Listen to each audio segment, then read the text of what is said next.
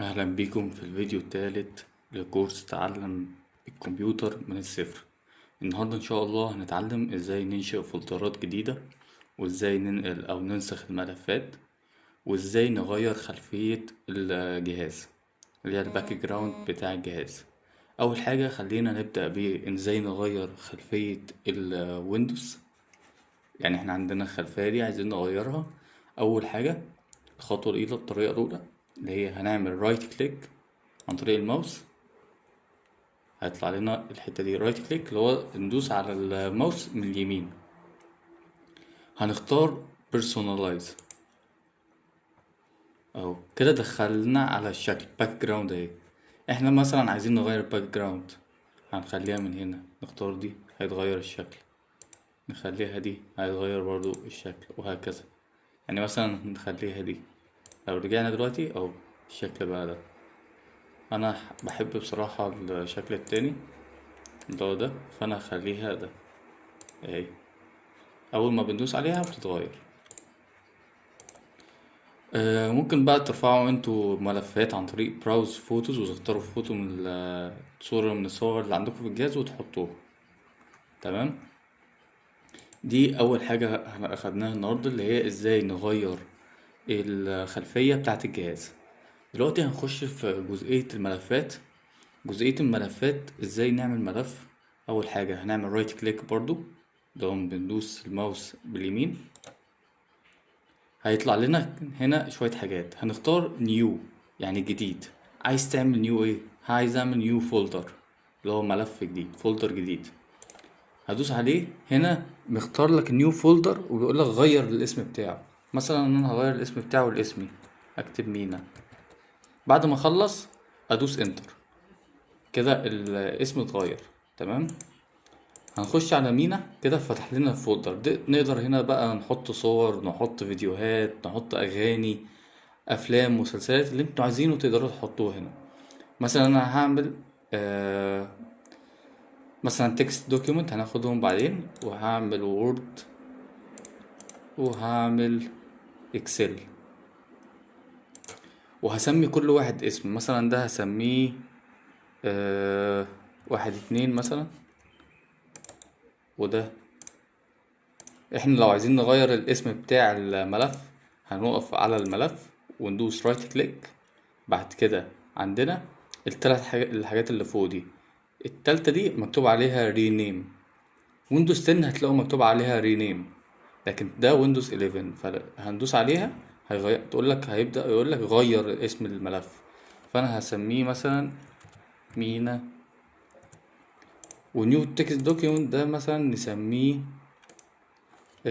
واحد واحد مثلا. طب دلوقتي انا لو عندي ملفات كبيرة جدا، وانا عارف اسم الملف، ادور عليه ازاي؟ هنيجي هنا فوق في سيرش مينا. سيرش مينا اللي هو الفولدر الاساسي اسمه مينا، فانا عايز ادور فيه. هدوس عليه، هكتب اسم الملف اللي انا عايزه ده. انا لو جيت مثلا كتبت واحد واحد اهو، طلع لي الملف اللي اسمه واحد واحد. بيجيب لك الملف بس اللي اسمه واحد واحد. طب انا واحد اتنين، هيجيب لك الملف اللي فيه واحد اتنين. طب انا لو مسحت ده وكتبت مينا، بص اهو مينا، ده اسم الملف اللي اسمه مينا. تمام.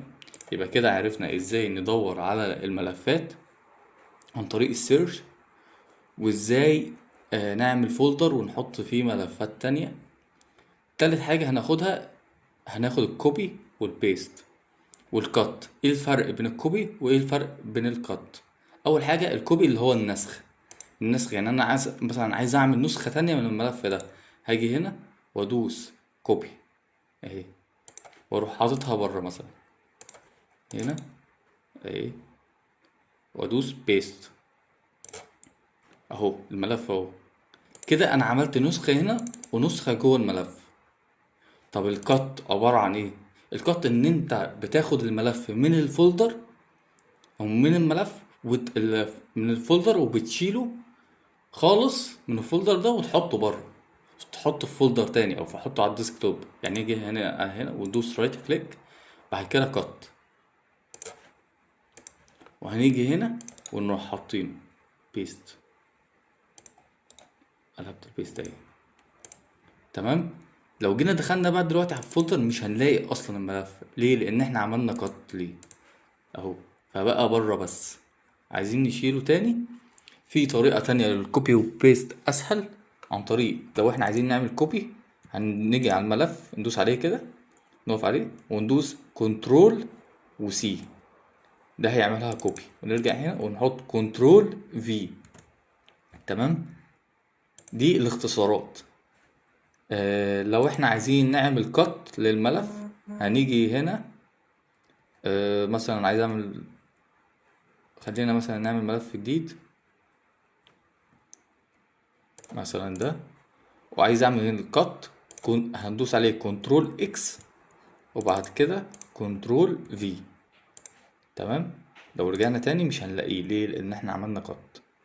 يبقى كده احنا عرفنا ازاي نعمل فولدر، ازاي نغير الخلفية، ازاي نبحث في الفولدر ده عن الملفات اللي جواه، ازاي نغير اسم الملف، ازاي نعمل كوبي وبيست وكات. ان شاء الله ان شاء الله الفيديو اللي جاي هنتعلم ازاي.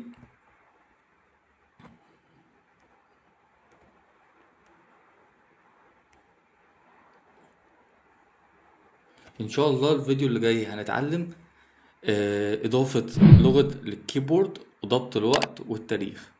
شكرا لكم، وانتظرونا في الفيديوهات اللي جاية.